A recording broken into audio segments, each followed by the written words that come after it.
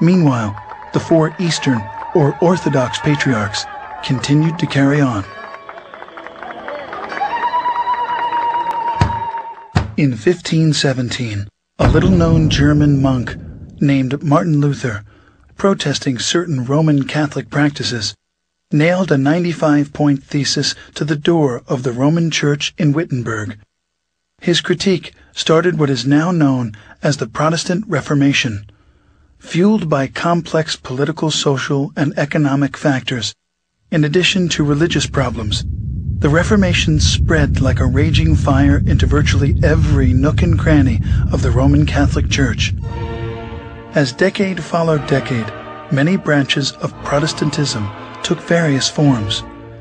Different divisions insisted they were neither Protestant nor Catholic, most wanting a less centralized form of leadership. Anyone could start their own church, which led to today's 2,600 different Protestant denominations. While many profess to being Christians, they reject the biblical data which speak of the historic church, throwing the baby out with the bathwater. Some pretended to be the New Testament church, but were seriously off base, leading many people far astray from Christ and the church. But that first church of the apostles, despite persecution, political oppression, and desertion, miraculously carried on. Today, the four patriarchates remain intact, in full communion, maintaining the original apostolic faith of the New Testament record. The holiest two Christian shrines, the Nativity, where Jesus was born, and the Sepulchre, where Jesus was buried and resurrected, are still protected to this day by the Orthodox Church. As the 165th direct successor to the Apostle Peter, the Patriarch of Antioch, Ignatius IV, presides on a street called Straight, as is mentioned in the Bible. Patriarch Ignatius IV took his name after the great martyr Ignatius I, who was the third to preside on the throne of Antioch from 67 to 107 AD. Records of Orthodox tradition hold that Ignatius of Antioch was the young child Christ took up into his arms in Matthew 18:3. We did not invent orthodoxy. Churches cannot be invented. And nobody can make a church. And Christ is the only one who spoke about his own church. And we believe that we stick to orthodoxy because it is his own church. Today, the Patriarchate of Antioch, together with the three other ancient Eastern patriarchates, Constantinople, Alexandria, and Jerusalem, added 5 modern patriarchates: Russia, Serbia, Romania, Bulgaria, and Georgia, 4 autocephalous churches, Cyprus, Greece, Poland, and Albania, and 5 autonomous churches, Sinai, Czech Republic, Finland, Japan, and China. Many with dependent bodies throughout the world. Together they comprise what is known as the Eastern Orthodox Church, with an estimated 250 million adherents, of whom some 5 to 6 million live in the United States and Canada.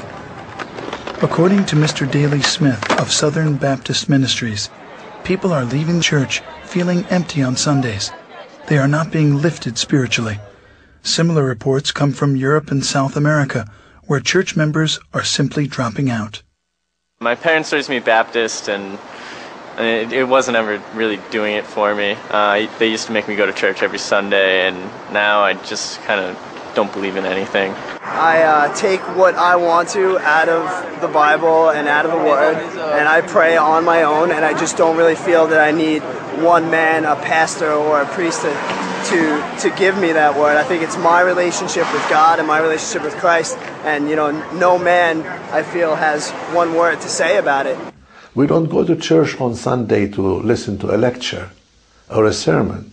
We go to church to be sanctified, to experience this holiness which is in the divine liturgy. And if you go to church and don't experience this sense of the holy, then you leave the church without without what the American psychologist William James said, without a spiritual experience. And we go to church to have a spiritual experience and be in communion, not only with God, but with each other. Orthodox service is a celebration. A few have discovered the original church and are converting to Orthodoxy. In 1987, about 20 parishes of former evangelicals embraced the Orthodox faith.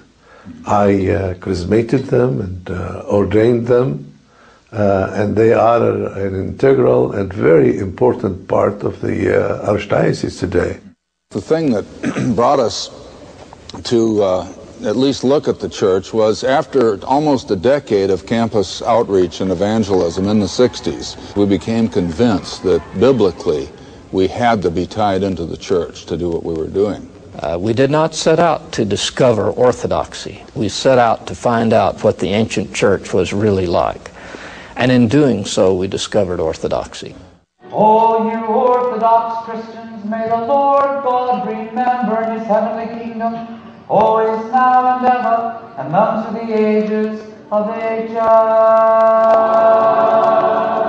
From the beginning, the breaking of the bread and wine was kept at the very center of Christian worship. The uniqueness of Orthodoxy and how it differs from Protestantism is this, that we do not, through the Divine Liturgy, we do not tell people what Christ said only.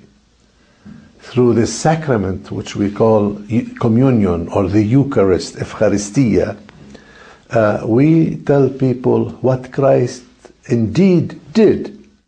Just as the law, the Psalms, and the prophets were read in the synagogue worship in early Israel,